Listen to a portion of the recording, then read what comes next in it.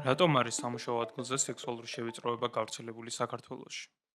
საქართველოში კერძო სექტორში დასაქმებული თითქმის ყოველი მეოთხე ადამიანი აცხადებს, რომ კარიერის განმავლობაში ერთხელ მაინც გამოუცდია სექსუალური შევიწროება. საჯარო სამსახურის შემთხვევაში ეს მაჩვენებელი კიდევ უფრო მაღალია, 34%. საჯარო სექტორში ყოველ მეორე რესპონდენტს, რომელსაც 20 წელზე მეტი ხნის სამუშაო გამოცდილება აქვს, გამოუცდია სექსუალური შევიწროება. მაშინ, რატომ რჩება საქართველოში სექსუალური შევიწროება უმეტესად უხილავი?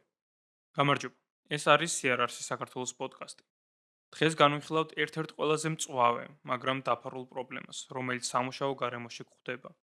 CRRC საქართველომ გაეროს ქალთა ორგანიზაციასთან პარტნიორობით საჯარო და კერძო სექტორებში შეისწავლა სექსუალური შევიწროების გავრცელება, კულტურული ბარიერები და ინსტიტუციური ხარვეზები, რომლებიც ამ პრობლემას უხილავს ხდის და გარკვეულწილად მის არსებობასაც უწყობს ხელს. პირველ რიგში, განვიხილოთ თუ როგორ შევისწავლეთ სექსუალური შევიწროება სამუშაო ადგილზე, საჯარო და კერძო სექტორებში. ორივე კვლევისას გამოვიყენეთ შერეული მეთოდები, რაოდენობრივი გამოკითხვა და სიღრმისეული ინტერვიუები, რამაც საკითხის სრულფასოვანი სურათის დანახვის საშუალება მოგცა. კერძო სექტორის კვლევის ფარგლებში 2024 წლის სექტემბრიდან 2025 წლის იანვრამდე პერიოდში საქართველოს მასშტაბით 824 დასაქმებული პირი გამოიკითხა. მონაცემები თვით ადმინისტრირებული ონლაინ გამოკითხვის გზით შეგროვდა. კვლევის თვისებრივ ნაწილში ჩატარდა 20 ნახევრად სტრუქტურირებული ინტერვიუ სექსუალური შევიწროების საკითხებზე მომუშავე სფეროს ექსპერტებთან, კერძო კომპანიების წარმომადგენლებთან და კერძო სექტორში დასაქმებულ იმ ქალებთან, რომლებმაც სამუშაო ადგილზე სექსუალური შევიწროება გამოსცადეს. საჯარო სამსახურის კვლევის ფარგლებში 2020 წლის ბოლოს და 21 წლის დასაწყისში გამოიკითხა 461 საჯარო მოხელე. ამასთან ჩატარდა 35 სიღრმისეული ინტერვიუ საჯარო სექტორის თანამშრომლებთან და გენდერულ საკითხთა ექსპერტებთან. ორივე კვლევაში გამოვიყენეთ სექსუალური შევიწროების გაზომვის საერთაშორისო აღიარებული ინსტრუმენტები, რათა შეგროვებული მონაცემები ყოფილიყო თანმიმდევრული და შედარებადი. ძირითადად ორივე კვლევა ეფუძნებოდა არა იურიდიულ განსაზღვრებას, არამედ ქცევით გამოცდილებას. ამისთვის, იმის ნაცვლად, რომ რესპონდენტებისთვის დაგვესვა ზოგადი შეკითხვა, გამოგიცდიათ თუ არა სექსუალური შევიწროება. ვეკითხებოდით კონკრეტული ქმედებების შესახებ, მაგალითად, გამოგიცდიათ თუ არა არასასურველი შეხება ან აშკარა სექსუალური კომენტარები.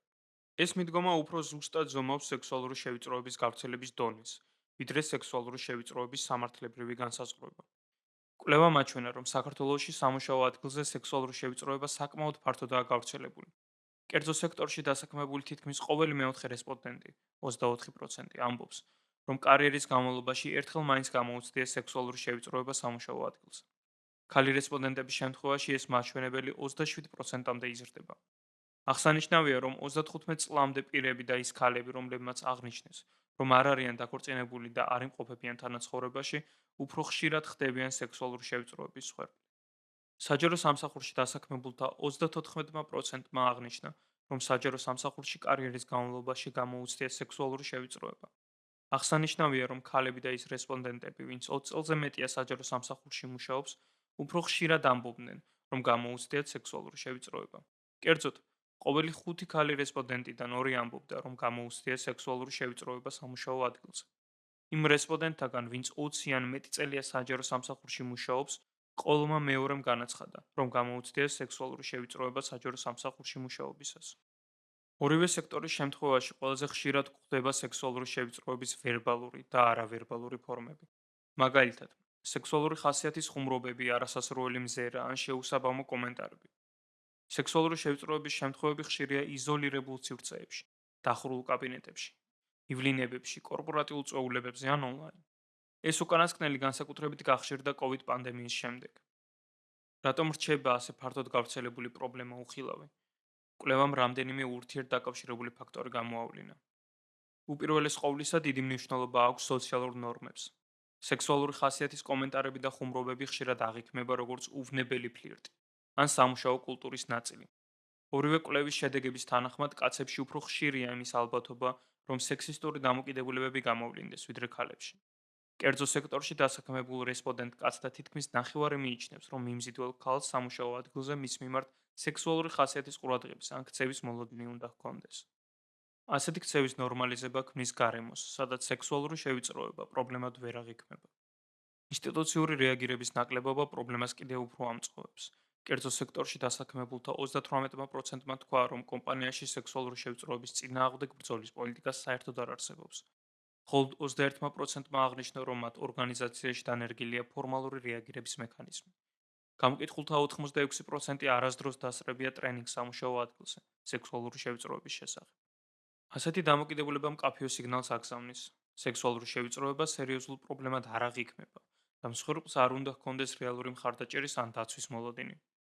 გენდერული სტერეოტიპები აძლიერებს მოცემულ პრობლემას. კაცები ხშირად ვერ ხვდებიან, რომ ისინი თავად შეიძლება გახდნენ სექსუალური შევიწროების ადრესატები. მათთვის ეს მოვლენა ტრადიციულად ქალებთან ასოცირდება.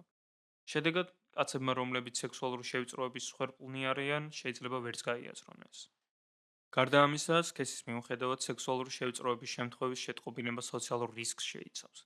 სექსუალური შევიწროების განცხადებას შეიძლება რეპუტაციული ზიანი ან კოლეგების იზოლაცია მოჰყვეს. მიუხედავად შემთხვევების ფართო მასშტაბისა, სექსუალური შევიწროების შესახებ ოფიციალური მიმართვის შემთხვევები უკიდურესად დაბალია. კერძო სექტორში სამუშაო ადგილზე სექსუალური შევიწროების მსხვერპლთა მხოლოდ 9%-ს მიუმართავს დახმარებისთვის ფორმალურად. სექსუალური შევიწროების შესახებ შეტყობინების დაბალი მაჩვენებლის მიზეზები მრავალფეროვანია. სამუშაოს დაკარგვისა და შურისძიების შიში, სირცხველი, ინსტიტუციების მიმართ უნდობლობა და რწმენა, რომ შეტყობინება ცვლილებას არ გამოიწვევს. გამოიკვეთა ერთი ფაქტორი, რომელიც სოციალური ზეწოლის კარგი ილუსტრირებაა. კერძო სექტორში დასაქმებულ რესპონდენტთა 39% მიიჩნევს, რომ სექსუალური შევიწროების შეტყობინებამ შეიძლება გააფუჭოს მისი ურთიერთობები კოლეგებთან. ეს კიდევ უფრო აძლიერებს დუმილის კულტურას და ხელს უწყობს მსხვერპლთა იზოლაციას. ჩვენი კვლევა აჩვენებს, რომ სექსუალური შევიწროება მხოლოდ სქესს არ უკავშირდება. ეს უფრო მეტად ძალაუფლების საკითხია.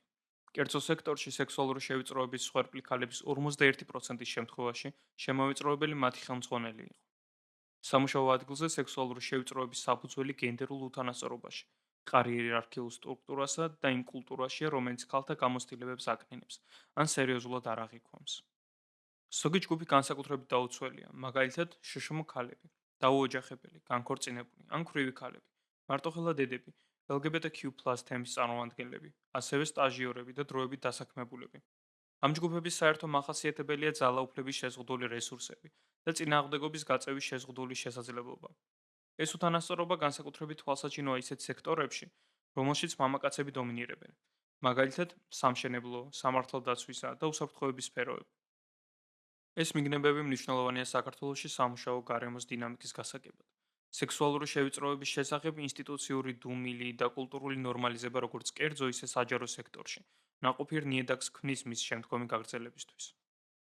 ჩვენი კვლევა ცხადყოფს, რომ სექსუალური შევიწროების ხილვადობის გაზრდა ერთდროულად რამდენიმე მიმართულებით მოქმედებას მოითხოვს.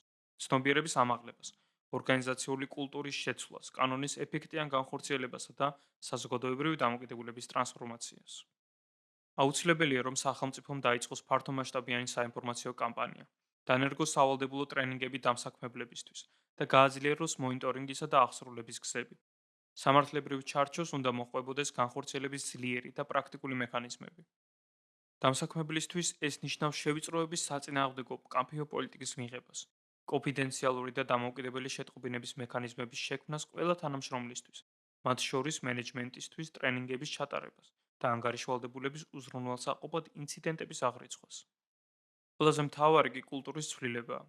აღიარება, პატივისცემა და ასეთი ქმედებების მიმართ შეუწყნარებლობა მხოლოდ ლოზუნგები არ უნდა იყოს.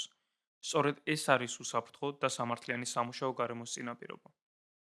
დასასრულს სექსუალური შევიწროება საქართველოში უხილავი რჩება არა იმიტომ, რომ ის არ არსებობს, არამედ იმიტომ, რომ საზოგადოებრივი ნორმები, ინსტიტუციური დუმილი და სუსტი მექანიზმები ფორმალურ სამართლებრივ ჩარჩოებზე ძლიერია. სირცხვილე კვლავ აჭარბებს სამართლიანობას, ხოლო დუმილი კვლავ ხელს უწყობს დამნაშავეს და არა მსხვერპლს. სრული მეთოდოლოგიისა და კვლევის შედეგების გასაცნობად ეწვევთ ჩვენს ვებგვერდს CRRC.G. მადლობა, რომ მოусმინეთ CRRC საქართველოს პოდკასტს. შემდეგ შეხვედრით.